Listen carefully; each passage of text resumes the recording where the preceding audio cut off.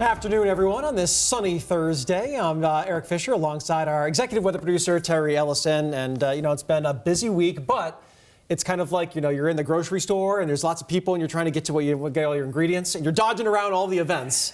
We kind of dodged around yesterday. We're trying to dodge around tomorrow, and then we're going to see if we can dodge Monday. But, of course, a lot hinging on all that. Yeah, I mean, honestly, a few days ago, the stakes this week, and including Sunday night and Monday, were quite high with changing the landscape, the amount of snow we could have gotten. And I feel like... How angry people are?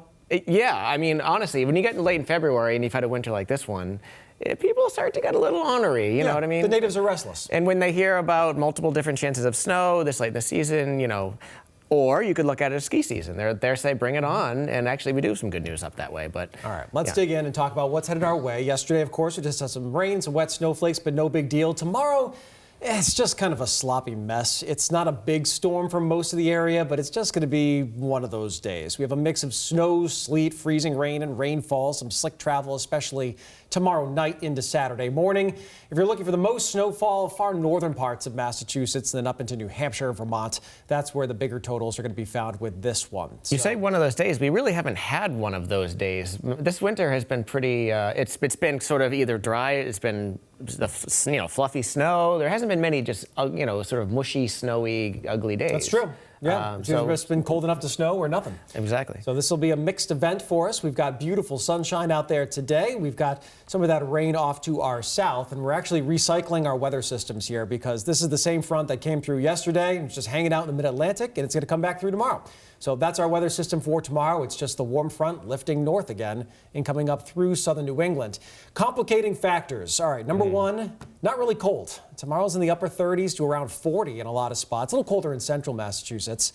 And we're also at that time of the year, which we would affectionately call sun angle season, where if it's above freezing and your rates of snowfall aren't crazy, then if the sun's out, it doesn't do much on pavement, which I think is going to be the case during the daylight hours tomorrow. Tough early and late in the winter season when you have snow falling in the daylight hours to get a lot of accumulation, unless it's really coming down or it's really cold. Yeah, we don't have either of those things. So we expect things to start reaching the ground in the early to mid-afternoon tomorrow. Maybe a little burst of snow at the onset, but I think pretty quickly it's going to change over to a mixture of sleet pellets and rain and some freezing rain in a lot of spots for the remainder of the afternoon and the evening. So if you're around Boston or Metro West or anywhere south of there, I don't really think you get any accumulation during the day. It would come more at night. You may get some minor daytime accumulation in northern Massachusetts and up into New Hampshire. That's a lame-looking future cast, I gotta say. I mean, there's really, you can tell just by looking at this. You don't have to be a meteorologist to say, like, that doesn't really look like a healthy storm. Yeah. It's not a big old shield of snow coming in. Instead, it's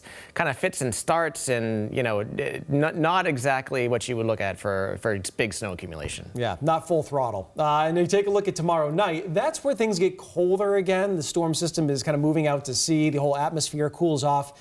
And if you're around Boston, this is probably your best chance of seeing some accumulation. It would be overnight and into early on Saturday morning as that colder air comes down. We turn back to all snowfall, and then we taper off to just some scattered snow showers on Saturday for a chilly day.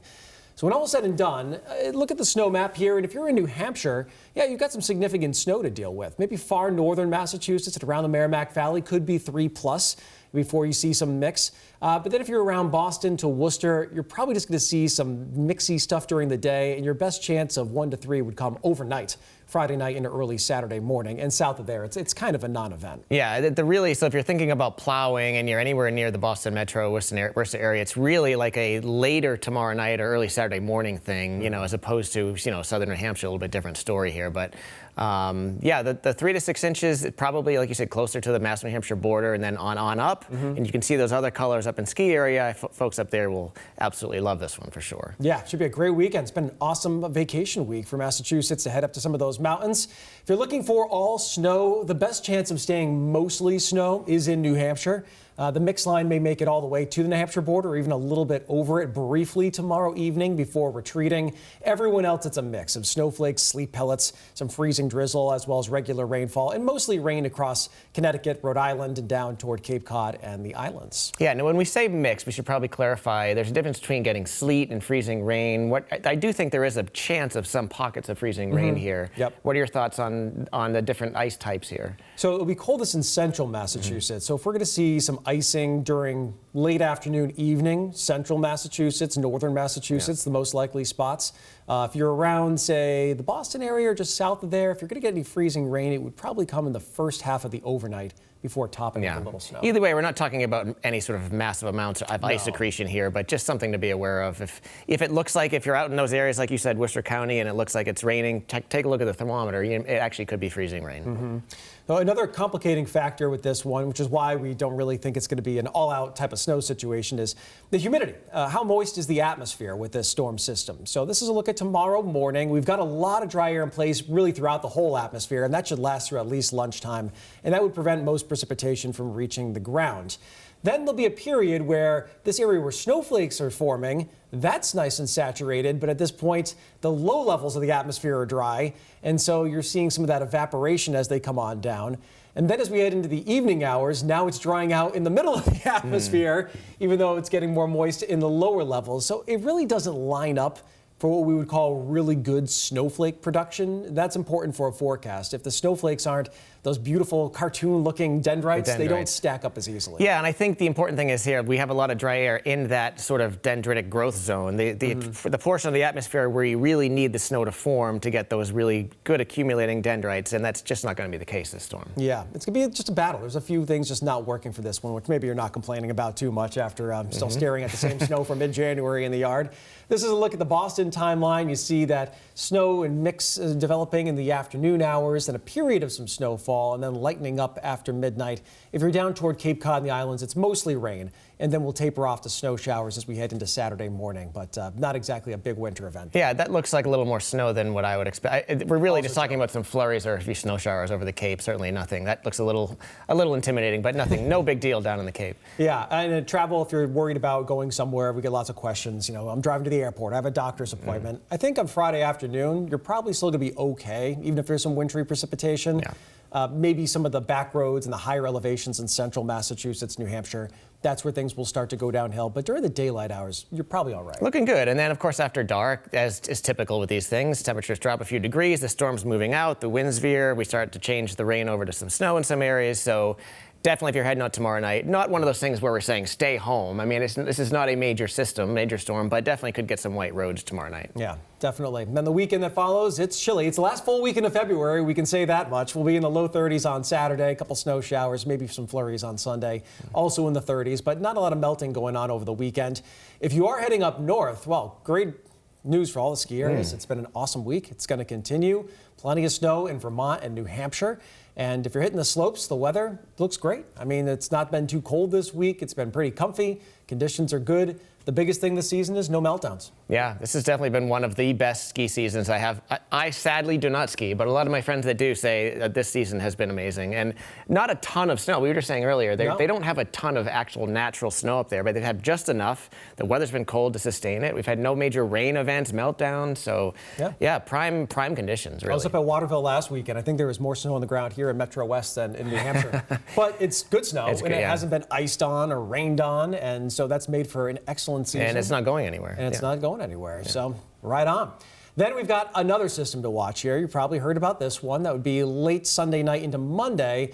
This one looks like it'll probably take that middle yellow road. And that's the call today anyway, but there's still several days out. So we'll watch and see how that trends. So what does that mean for fringed? Well, it means the best chance of impacts would be across Cape Cod and the islands, maybe the South Shore. And this is just a look at the best odds of plowable snow with that storm system in the southeastern corner of the state on Monday. Also some gusty winds and some wave action. Interior spots have the lowest chance of snow at this stage in the game, or at least plowable snow. Yeah, this is another one of those storms where I feel like we're a broken record. We say you really need to stay tuned because the potential for this one is much higher than the last couple storms. And it does appear as though we're not getting worst case scenario. We're not getting a full-fledged nor'easter here. But this is also not a final forecast. Definitely stay tuned for over the next day or two and we'll refine it. But for now, odds definitely favoring sort of a fringe effect. Yeah, you know, everything is connected, right? So this storm will depend on exactly what tomorrow's does and how quickly it leaves and where it ends up when it wobbles away, and that impacts the whole pattern. There's also a storm entering the Pacific coast that if it's a little bit stronger, then it would increase the chances for this storm. If it's a little bit weaker, then it would decrease the chances for this storm. The main message here is that it's close. It's got a high ceiling. Right now, the best odds of higher impact weather would be across Cape Cod and the islands. And water levels are reasonably high. This is a look at the scheduled tides on Sunday into Monday. We need about a 2-foot surge to produce significant flooding around Boston. And 2 feet, you would have to come quite a bit far west to do that. Yeah, for the current forecast, it seems rather unlikely. But another point to be made is how I feel like, I know the winter's been hard, it's been long, it's been cold, in some cases it's been snowy, but we have escaped some major snowstorms here by just scooting south of us. At least 3 that I can remember, maybe a few more. So that's really the difference between this winter and the 2014-2015 winter. We didn't miss back then. Yeah. You know? Absolutely. It's been the same cold, basically almost the same consistency of cold as that winter in 2014-15. But the difference is every single storm hit and was big. Right. So you had 100 inches of snow. And this year we're actually, I think Hartford is below average for snowfall now. Worcester is like 6 inches above average. Right. Boston's like 6 inches above average. It hasn't been a lot of snow. It's just been a lot of snow retention. It's not going anywhere. Yep, I can definitely attest to that in my northwestern suburb home. we are crusted in still. Yeah, this is a look at how that winter looks kind of on paper. December has been the coldest versus average. January, we had a thaw, and boy, it seems like a long time ago, even though it was just 4 weeks ago. But it wasn't as cold. It had a big snowstorm. And then we look at up to this point. There's 9 days left in climatological winter. This is the 42nd coldest winter on record in Boston. Crazy to think that. Winters are cold here. And the coldest since 2014-15. So we're basically exactly tied with that winter. And then there were 2 winters in the early 2000s colder than this one up through this point. But the second winter in a row where all 3 winter months will be below average, which is not easy to do here anymore. 2013-14 and 14-15, I think, was the last time. So we're at that point in the cycle. If you're looking for a bit of hope, well, the 6 to 10 day does feature some milder air. We're going to stay cold through at least Tuesday. And then after that, it looks like things might try to back off a little bit. And early indications are for a milder March pattern. Law of averages. It's going to balance out. It's just a question of when. Sure would be nice to touch 50 degrees at some point. It's I just researched it. When was the last 50-degree day? 4 weeks ago. Yeah, mid-January. That thaw you mentioned. Got up to 4 or 5 days in the 50s. It's been an awful lot. It feels longer than that. It feels like an awful long time. Even though 40 degrees actually, like today, feels pretty nice. Yeah. Sun angle season. We were hanging out in the parking lot, just gazing off into the sunshine, and felt pretty good today, even though it's around 40 degrees outside. So we're going to get there, baby steps. Things will start melting off before you know it. There's a look at where we stand snowfall-wise here. You see Boston, after today's numbers, will be about 7 inches above average up through this point, 40 inches of snow, and then Worcester is a little bit more behind. It'll be about 6 inches above average up through this point in the season, and 57 so far. A few weeks ago, we were well above average in both locations. It just goes. It's been we're kind of a dry February, really. So we've sort of slacked off since that big late January storm, but that's okay. That's quite all right. So there you see the 30s for the most part. Some towns might touch 40 tomorrow before the precipitation moves in. And then we'll see what happens with the Monday system. Tuesday looks like a chilly but brighter day, and then maybe some rain or snow showers on Wednesday, and maybe some 40s returning at the second half of next week. And then we'll be looking forward to March, which pretty much no one ever looks forward to, but maybe this year you will. A change of months wouldn't be bad. Change of meteorological seasons. Let's do it. And of course, turning the clock. For me, spring starts when we turn the clocks ahead. Same. That's the 100%. day. I think it's March 2 8th. weeks from this weekend. Yeah, that's right. So 2 there we weeks go. away, you'll have daylight at 7 o'clock. And don't forget all about all No matter what happens, if it snows, it'll be gone in no time, and we're back to driving home in the daylight hours. Yeah, we'll get there. Then we can complain about it being too hot. Absolutely. Can't wait. So that's where we stand right now. Of course, we're always keeping things updated here on CBS News Boston. If you ever need the latest, you don't have to wait for every newscast. We'll be right here, and you can always get a quick update. And if you're watching on YouTube, make sure you like and subscribe, and you'll be back in just a short amount of time with a quick update on WBZ. Yes, indeed. See you at 5, 6, 8, and 11, and here on CBS News Boston.